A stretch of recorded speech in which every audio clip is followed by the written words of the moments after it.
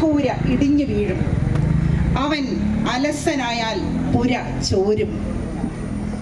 നമ്മുടെ ഉടമസ്ഥന്മാരുടെ അശ്രദ്ധയും ആർജവമില്ലാഴുകയുമാണ് നമ്മളെ ഈ തെരുവിലിറക്കിയത്. ശരിക്കും പറഞ്ഞു കഴിഞ്ഞാൽ 3 ക്വാളിറ്റീസ് ആണ് ഈ തെരുവിൽ നിൽക്കുന്ന നമുക്കുള്ളത്.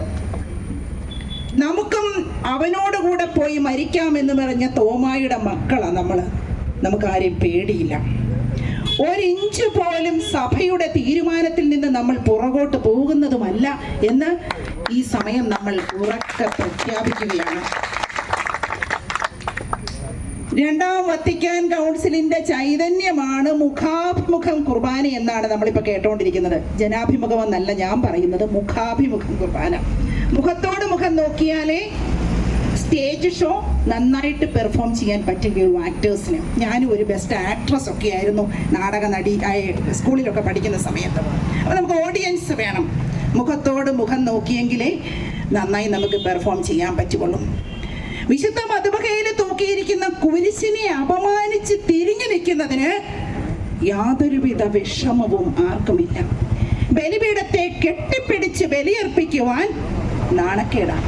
കാരണം മനുഷ്യന്റെ മുഖത്താണല്ലോ ദൈവം. കഴിഞ്ഞ 3 വർഷമായി ഇടവക പള്ളികളിൽ അന്യരെ പോലെ കഴിയുന്ന മക്കളാണ് നമ്മൾ. ഒറ്റ കുറവേ നമുക്കുള്ളൂ, നമ്മൾ അപ്പനെ പിറന്നവരാ, അപ്പനെ സ്നേഹിക്കുന്നവരാ, അപ്പനെ കള്ളാന്ന് വിളിക്കാൻ മടിയുള്ളവരാ നമ്മൾ. ആരൊക്കെ നമ്മുടെ പിതാക്കന്മാരെ കുറ്റം പറയുമ്പോഴും നമ്മുടെ വൈദികരെ കുറ്റം പറയുമ്പോഴും അവിടെയൊക്കെ നമ്മൾ ചാടി വീണിട്ടുണ്ട്. കാരണം നമ്മൾ സഭയുടെ മക്കളാണ്. 2ാം വത്തിക്കാൻ കൗൺസിലിന്റെ ചൈതന്യമാണെന്ന് പറഞ്ഞ് 3 കൊല്ലം മുമ്പ് പല പുരോഹിതരും ഞങ്ങളെയൊക്കെ പറ്റിച്ചു. 2ാം വത്തിക്കാൻ കൗൺസിലിൽ പറഞ്ഞിട്ടുണ്ട്, പ്രിയപ്പെട്ട ദൈവജനമേ, ഞാൻ ഇരുന്നങ്ങ് പഠിച്ചു 2ാം വത്തിക്കാൻ കൗൺസിലിന്റെ പ്രമാണരേഖ എവിടെയെങ്കിലും ഒന്ന് എഴുതി വെച്ചിട്ടുണ്ടോ എന്നൊന്നും അറിയണമല്ലോ.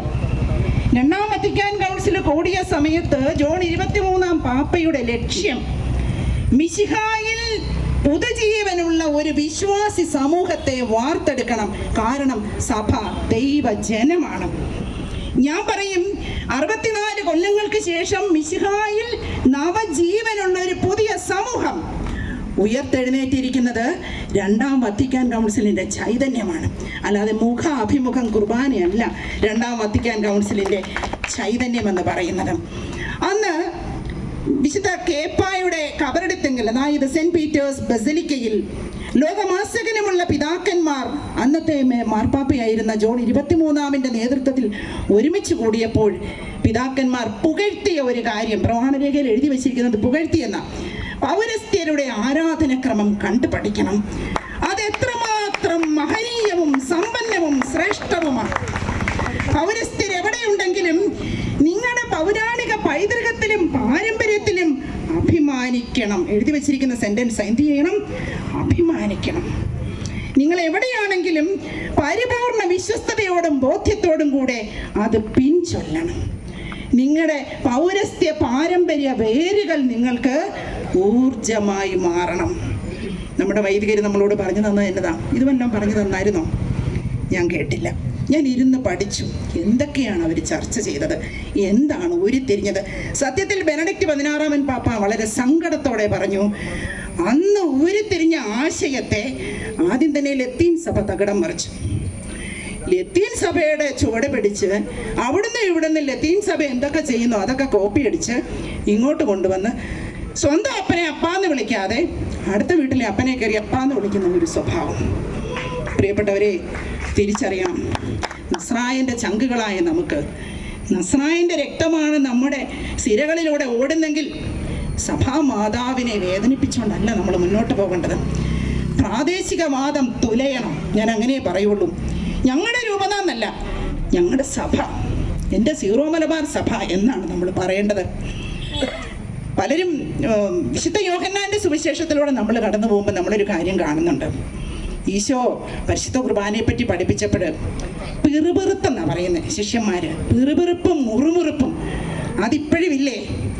വർഷങ്ങളോളം നമ്മുടെ പിതാക്കന്മാർ പഠിച്ചിട്ട് നമ്മുടെ പൈതൃകവും പാരമ്പര്യവും കൂട്ടിയിണക്കി നമുക്കൊരു ആരാധനാക്രമം സെറ്റ് ചെയ്ത് തന്നപ്പോൾ മാർത്തോമായുടെ ശിഷ്യന്മാരായ മാർ അത്തായി മാറിയും ഒക്കെ എഴുതിയുണ്ടാക്കിയ ആ ആരാധനക്രമം.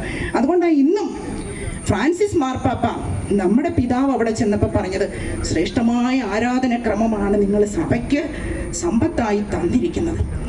ഈ ശ്രേഷ്ഠതയൊന്നും മനസ്സിലാക്കാതെ കപട പ്രബോധനങ്ങൾ തന്ന് ജനങ്ങളെ വഞ്ചിച്ച് അവർക്ക് ചുറ്റും അവർ നടത്തുന്ന പരിപാടിയുടെ ചുറ്റും ജനങ്ങളെ കോമാളികളാക്കി നിർത്തി വിശ്വാസം തച്ചുടയ്ക്കുന്ന ഒരവസ്ഥയിലേക്കാണ് ഇന്ന് കൊണ്ടെത്തിച്ചിരിക്കുന്നത്. ഈശോ ശിഷ്യന്മാരോട് ചോദിച്ചു, നിങ്ങൾക്കും പോണോ? പോവാം. ഈശോ എന്താ ഒരു സമവായത്തിന് മുതിരാതിരുന്നത്? ഈശോയുടെ കൂടെ നടക്കുന്ന ആൾക്കാർ കുറയും, സഭ പിളരും, അംഗസംഖ്യ കുറയും. എന്താ ഈശോ ചിന്തിക്കാതിരുന്നത്? അവന് ഉൾബലം ഉണ്ടായിരുന്നു. ഇത് പരിശുദ്ധ കുർബാനയാണ്. ഇത് മാത്രം പോരെ നമ്മുടെ മെത്രാന്മാർക്ക് ശക്തി കിട്ടാൻ. അവസാനം ഈശോ ശിഷ്യന്മാരോട് ചോദിച്ചപ്പോൾ ശിഷ്യന്മാർ പറയുന്നുണ്ട്, കർത്താവേ, ഞങ്ങൾ എവിടെ പോവാനാ? നിത്യജീവന്റെ വചസ് നിന്റെ അടുത്തുണ്ട്. തിരിച്ചറിയണം, പരിശുദ്ധ കുർബാന നിത്യജീവനാണ്. ആ ഒരു ബോധ്യവും ഇല്ലാത്തിടത്തോളം കാലം പരിശുദ്ധ കുർബാനയ്ക്കെതിരെ എല്ലാവരും വെല്ലുവിളി നടത്തിക്കൊണ്ടിരിക്കും. ആ അധ്യായം അവസാനിക്കുന്നിടത്ത് ഈശോ പറയുക, നിങ്ങളിൽ ഒരാൾ പിശാചാണ്. കണ്ടോണേ, പരിശുദ്ധ കുർബാനയ്ക്ക് എതിര് നിൽക്കുന്ന പിശാചുക്കൾ എന്നും ഉണ്ടാകും. മനസ്സിലായോ? 12-ൽ 1 പറയുമ്പോൾ അതിന്റെ പെർസെൻറ്റേജ് കൂട്ടിക്കും. ഈശോ ആ അധ്യായം പറഞ്ഞ് അവസാനിപ്പിക്കുന്നത്, നിങ്ങളിൽ ഒരാൾ പിശാചാണ്. അപ്പോൾ ആ പിശാചിന്റെ പുറകെ ഈശോ പോയില്ല. ലഗിയോൺ എന്ന് പറയുന്ന പിശാചിനെ 2000 പന്നിക്കൂട്ടത്തിലേക്ക് ഇറക്കി വിടുകയായിരുന്നു. പൊക്കോളാൻ പറഞ്ഞു. പന്നിക്കൂട്ടത്തെ പറ്റി ഈശോ ഇരുന്ന് കരഞ്ഞില്ല.